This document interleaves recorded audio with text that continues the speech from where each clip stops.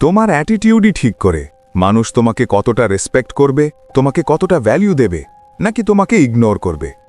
তোমার অ্যাটিটিউড যত বেশি স্ট্রং হবে, তোমার পার্সোনালিটি ততটাই ডমিনেন্ট হয়ে উঠবে। তুমি এমন একজন হয়ে উঠবে যাকে সবাই লক্ষ্য করবে, যার একটা আলাদা অরা থাকবে।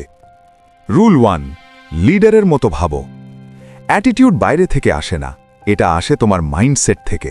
নিজেকে ছোট ভাবা বন্ধ করো, নিজেকে একজন লিডার হিসেবে ভাবতে শেখো। ফলোয়ার হয়ে থাকলে কেউ মনে রাখবে না, লিডার হলে সবাই তোমাকে ফলো করবে। রুল 2, নিজের ইমোশন কন্ট্রোল করো। পাওয়ারফুল মানুষ কখনো ওভার রিয়্যাক্ট করে না। কেউ তোমাকে অপমান করলে চুপ থাকো, চোখে চোখ রাখো। এই সাইলেন্সই তোমাকে ডেঞ্জারাস বানাবে। রুল 3, কখনো ডেসপারেট হয়ো না। কারোর জন্যে নিজেকে ছোট করো না। যে চলে যেতে চায় তাকে যেতে দাও। কারোর অ্যাটেনশন পাওয়ার জন্যে পাগল হয়ো না। Self respect greater than everything.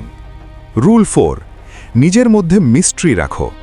সব কিছু সবাইকে বলো না, চুপচাপ কাজ করো, হঠাৎ রেজাল্ট দেখাও। মানুষ তখনই বেশি আকৃষ্ট হয় যখন তারা তোমাকে পুরো বুঝতে পারে না। রুল 5, একা চলতে শেখো। একা থাকা মানে একা হয়ে যাওয়া না, এটা মানে নিজের উপর নির্ভর করা। নিজের সিদ্ধান্ত নিজে নাও, কারোর উপর ডিপেন্ড হয়ো না। রুল 6, নিজের ভ্যালু বুঝো। তোমার সবচেয়ে দামি 3টে জিনিস, সময়, এনার্জি, অ্যাটেনশন, এগুলো সবাইকে দিও না। যেখানে ভ্যালু নেই সেখানে ইনভেস্ট করো না।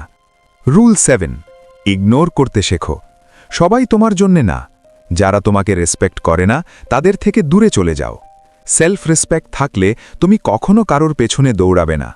রুল 8, নিজের উপর ইনভেস্ট করো।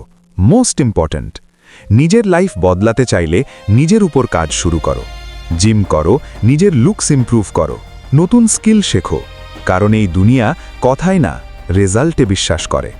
শেষ কথা, যখন তুমি নিজেকে বদলাতে শুরু করবে তখন তোমার অ্যাটিটিউড নিজে থেকেই পাওয়ারফুল হয়ে যাবে। তখন মানুষ তোমার পেছনে দৌড়াবে, তোমাকে ইগনোর করবে না।